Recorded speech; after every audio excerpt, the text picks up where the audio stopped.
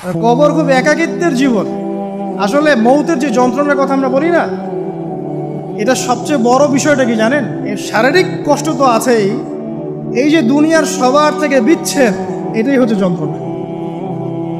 সবার থেকে বিচ্ছেদ না, সবার থেকে বিচ্ছেদ হয়ে চলে যেতে হয়, এটা সবচেয়ে বড় যন্ত্রণা। মানুষ একা থাকতে চায় না। জেলখানায় যে মানুষকে বন্দি করে রাখে না, একাকিত্বের কষ্টে মানুষ ভোগে। একা একা, আমি একা, কেউ নেই আমার সাথে, এটাই। এর উপর যদি আবার টর্চার করা হয়, রিমান্ড দেওয়া হয়, তাহলে কি অবস্থাটা হবে বোঝেন। এই হলো কবর, এই হলো কবর। একটা ঘটনা বলে শেষ করে দেই, যে একজন ব্যক্তি মারা গেছেন, আর মুসা আলাইহিস সালামের সময় মানে বানু ইসরায়েলের কোনো এক নবী, আমি ঠিক নাম বলতে পারবো না যে কোন নবী, কারণ নামটা হাদিসে আসে নাই, কোনো একজন নবী আল্লাহর কাছে দোয়া করছেন, আল্লাহ মৃত মানুষের সাথে আমার একটু কথোপকথন করায় দাও। আমি জাস্ট একটু কথাবার্তা বলতে চাই যে মৃত মানুষটা কেমন আছে বা তাদের অবস্থাটা কি, আমি জানতে চাই। তো আল্লাহ পাক সেই ব্যবস্থা করে দিলেন। তিনি একটা কবরের কাছে গিয়ে দাঁড়ালেন, একজন মৃত মানুষ উঠে আসলেন। এটা সায়েন্স বিশ্বাস নাও করতে পারে, আমাদের কোনো মাথা ব্যথা নেই, ঠিক আছে? তো এবার তিনি তাকে জিজ্ঞাসা করছেন যে তুমি কেমন আছো, তুমি কেমন আছো, এই মুর্দাকে জিজ্ঞাসা করছেন। তিনি বলছেন আজকে থেকে প্রায় 500 বছর আগে আমার মৃত্যু হয়েছে। এই ব্যক্তি বলছে আজকে থেকে প্রায় 500 বছর আগে আমার মৃত্যু হয়েছে, এখন পর্যন্ত আমার গা থেকে, আমার আত্মা থেকে মৌতের যন্ত্রণা দূর হয় নাই। লা ইলাহা ইল্লাল্লাহ। তো এই হচ্ছে অবস্থা। আমরা ব্যক্তিগত চিন্তাটা আগে করি, নিজের ফিকির, নিজের কবরের ফিকির, নিজের এলেম, নিজের আমল, নিজের পরিবার, নিজের রিজিক। যাদের জন্য হারামে যাচ্ছেন, কেউ সাথে যাবে না, কেউ সাথে যাবে না, না আপনার গার্লফ্রেন্ড, না আপনার বউ বাচ্চা, কিচ্ছু না। এগুলো তো শুধু মায়ার বাঁধন, মায়ার বাঁধন না, মায়ার বাঁধন। যদি এগুলো নিয়ামত হয় আলহামদুলিল্লাহ, যদি এগুলো দুনিয়াতে আপনার ফিতনা সৃষ্টি করে, আপনি আসহাবুল কাহফ হয়ে যান। কথা বুঝতে পারছেন না? এরপরে যদি সামর্থ্য হয়, আল্লাহ পাক আপনাকে জ্ঞান দেন, আপনাকে পলিটিক্যাল পদ দেন, ইকোনমিক সেকশনে জ্ঞান দেন, ইত্যাদি ইত্যাদি, আপনাকে আল্লাহ যে সেকশনে রাখবেন সেখান থেকে দিনের খেদমত করবেন, পারবেন না ইনশাল্লাহ? ডক্টর হয়েছেন, রোগীদের ফিস কমায় দেন, ট্রিটমেন্ট ইজি করে দেন। হ্যাঁ, ডক্টর হন, একজন ভালো ডক্টর হন, কসাই হন। ইঞ্জিনিয়ার হন, একজন সৎ ইঞ্জিনিয়ার হন, চোর হন। আপনি যেখানে থাকবেন সেখান থেকেই আপনি খেদমত করতে পারবেন। সবাইকে আলেম হতে হবে জরুরি না, সবাইকে দায়ী হতে হবে জরুরি না, এবং সবাই এটা হতেও পারবে না। এভাবে জাতি গঠন হয় না। আগে বলছি, বিভিন্ন সেকশনে মানুষ আমাদের লাগবে, এবং প্রত্যেকটা সেকশনেই তাওহীদপন্থী ইমানদার মানুষ লাগবে। ইবলিস যখন আদম আলাইহিস সালাম এবং হাওয়া আলাইহিস সালাম তাদেরকে যখন জান্নাত থেকে বের করিয়ে দেয়, প্রলোভন দিয়েছিল, মিথ্যা প্রলোভন, যে হাল আদুল্লুকুম, হে আদম এবং হাওয়া, আমি কি তোমাদেরকে জানিয়ে দিব, আলা শাজারাতিল খুলদি ওয়া মুলকিন লা ইয়াবলা, হে আদম এবং হাওয়া, আমি কি তোমাদেরকে জানিয়ে দিব এমন একটা গাছের ব্যাপারে, যেই গাছের ফল খেলে পরে তোমরা চিরস্থায়ী হয়ে যাবে এবং কোনোদিন মরবে না।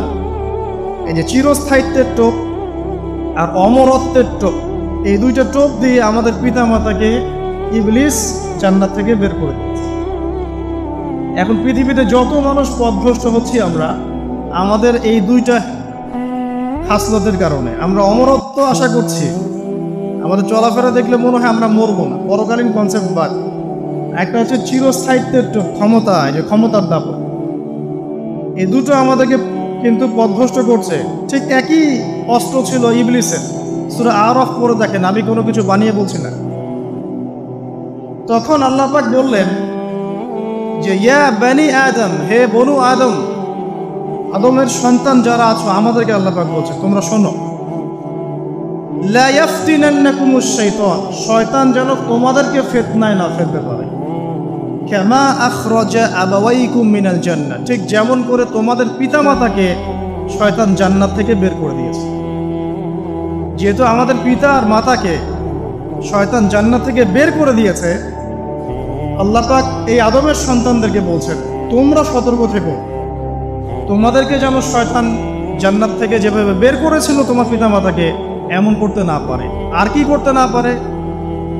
ইয়ানজিউ আনহুমা লিবাসাহুমা লিউরিয়াহুমা মিন সাওয়াতিহিমা।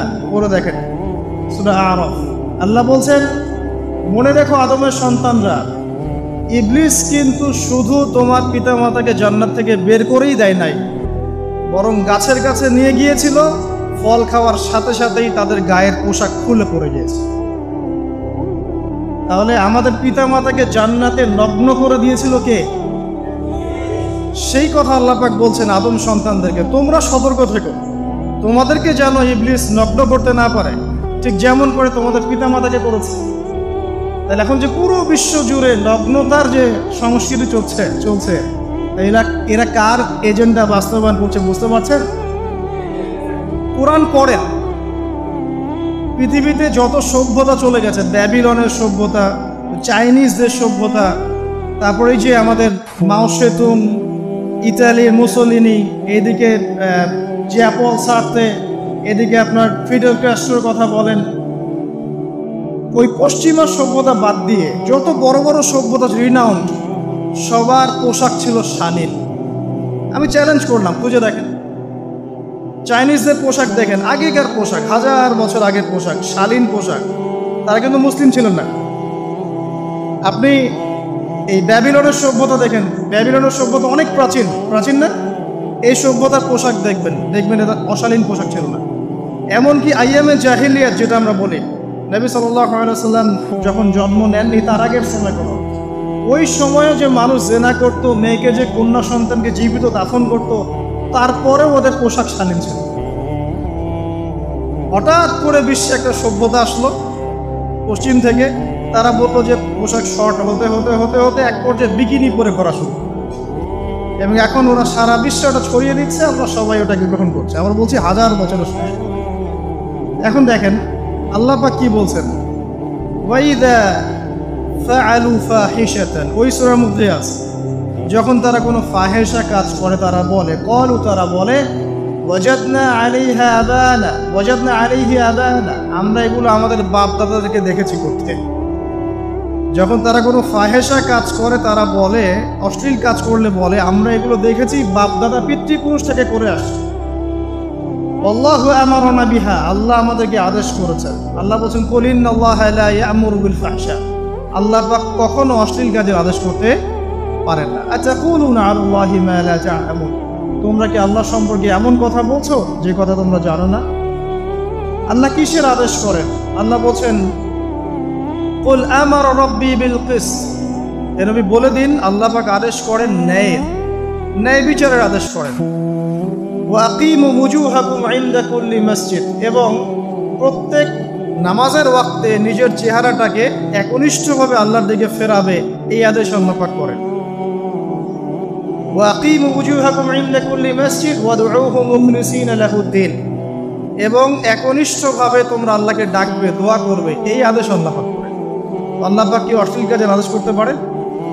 ইতিহাস পড়ে দেখেন, আমি নিজে হিস্ট্রির ছাত্র, আপনি পড়ে দেখবেন, পুরো ঐতিহাসিক পটভূমি পড়ে দেখবেন, মানুষ এই ঊনবিংশ শতাব্দী আসার আগে এত অশ্লীল ছিল না। এখনকার বিশ্বে যত সমস্যা চলছে, কয়েকটা বলি, রিবা বা সুদ, জেনা বা উন্মুক্ত যৌনাচার, তারপরে বেপরদামি অশ্লীলতা, 4 নাম্বার আপনার মাদক, ঠিক আছে, 5 যে বড় মহামারী পর্নোগ্রাফি, যত বড় বড় মেজর সমস্যাগুলো চলছে যেগুলো ইয়াং জেনারেশনকে ধ্বংস করে দিচ্ছে, এইগুলোর ম্যাক্সিমাম এসেছে কিন্তু পশ্চিম থেকে। খেয়াল করে দেখবেন, এগুলো কিন্তু বাংলাদেশ থেকে আসে নাই, আসছে ভারত থেকে আসছে, পাকিস্তান থেকে আসছে, সাবকন্টিনেন্ট থেকে আসে নাই, এগুলো দেখবেন একটা নির্দিষ্ট জায়গা থেকে আসছে। তো এই কারণে আমাদের সতর্ক দৃষ্টি রাখতে হবে যে বস্তুবাদী উন্নয়ন সব কিছু নয়। হ্যাঁ, আমরা জিডিপি বাড়ালাম, ইন্ডাস্ট্রিজ গড়লাম, মঙ্গলে চলে গেলাম, চাঁদে গেলাম, ওকে ফাইন, এগুলোর কেউ বিরোধিতা করবে না, এটা ভালো, ন্যাশনকে এগিয়ে নিতে হবেই, এটাই এডুকেট, তারও নয়, এবং এডুকেটেই করতে হবে, কিন্তু নৈতিকতার বিসর্জন দিয়ে নয়।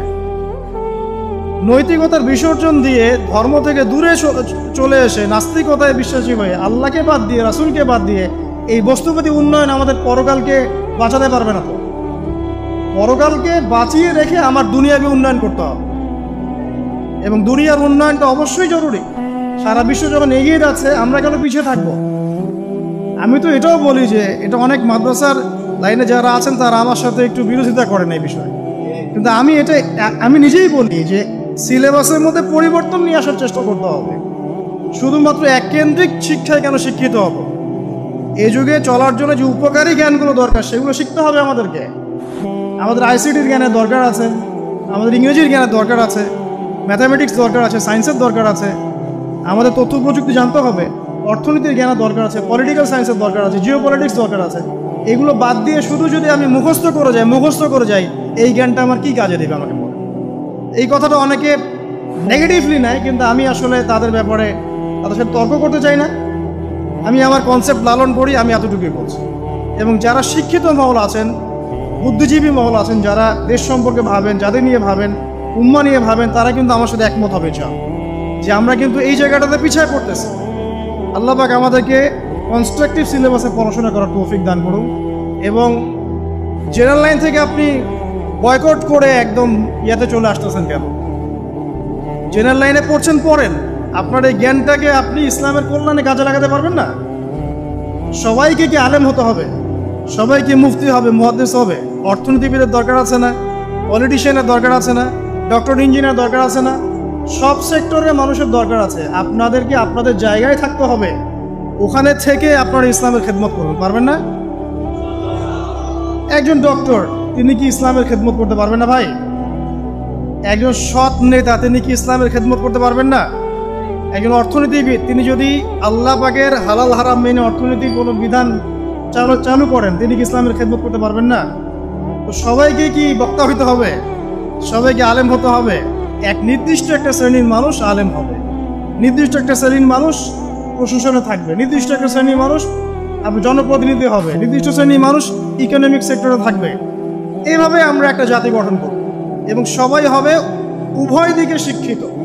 একজন আর্মি অফিসার, তার উচিত হবে ইমামতি করার যোগ্যতা অর্জন করা। একজন ডক্টর, তার উচিত হবে ইমামতি করার যোগ্যতা অর্জন করা। আবার একজন যিনি আলেম, তারও উচিত হবে এমন পড়াশোনা করা যে পড়াশোনা দিয়ে তিনি কোরআন সুন্নাহকে হাতে রেখে ওয়ার্ল্ড অ্যাফেয়ার্সকে ডিল করতে পারেন। তো এই বিষয়গুলো আমাদের একটা গ্যাপ চলে আসছে দীর্ঘদিন থেকে। আল্লাহ পাক আমাদেরকে বোঝার তৌফিক দান করুন। আর অ্যাটলিস্ট আমরা যদি নাই পারি, আমাদের দ্বারা যদি কিছু নাই হয়, অ্যাটলিস্ট আমাদের সন্তান সন্ততি যারা আসবে ভবিষ্যতে, আল্লাহ পাক তাদেরকে যেন ইসলামের জন্য কবুল করে নেয়। আমিন। আর ইসলামের জন্য কবুল করলে কারো কোনো ক্ষতি নাই। ইসলামের আন্ডারে প্রত্যেক অমুসলিমের সর্বোচ্চ অধিকার রক্ষা করা হয়, অন্য কোনো জায়গায় করা হয় না। এবং প্রত্যেকটা ধর্মগ্রন্থের মূল কথাগুলো দেখবেন একই রকম। এক আল্লাহর কথা বলছেন, একজন শেষ নবীর কথা বলছেন, সত্য কথা বলার কথা বলছেন, ন্যায়ের পথে চলার কথা বলছেন। প্রত্যেকটা ধর্মগ্রন্থ পড়ে দেখেন, এই যে ওল্ড টেস্টামেন্ট বলেন, নিউ টেস্টামেন্ট বলেন, বেদ বলেন, আপনি বাইবেল বলেন, পড়েন, একটু পড়েন, তুলনামূলক ধর্মতত্ত্বের বইগুলো পড়েন, দেখবেন অনেক মিল আছে। তো সবাই যদি যার যার ধর্ম পালন করেন, কোনো সমস্যা আছে?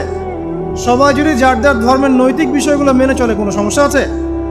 এই সহজ সরল কথাগুলো আমরা জনগণকে বোঝাতে ব্যর্থ হচ্ছি। এই সুযোগ নিয়ে এক শ্রেণীর মানুষ এক দলকে আরেক দলের বিরুদ্ধে লাগিয়ে দিচ্ছে, স্বার্থ খুঁজে, নিজের স্বার্থে, দুনিয়ার স্বার্থে, এবং ওই যে বললাম একটা সভ্যতার কথা, ওদের স্বার্থে শান্তিপূর্ণ একটা জনসমষ্টির মাঝে ফাসাদ লাগিয়ে দিচ্ছে উদ্দেশ্যপ্রণীতভাবে কিছু মানুষ। এদেরকে চিনতে শিখুন, এদেরকে বয়কট করতে শিখুন। আল্লাহ পাক তৌফিক, বোঝার তৌফিক দান করুন। আমি আর ওদিকে যাচ্ছি না। দেখুন, নবী মুসা আলাইহিস সালামের সময় হিস্ট্রি এভাবে রিপিট হয়েছে।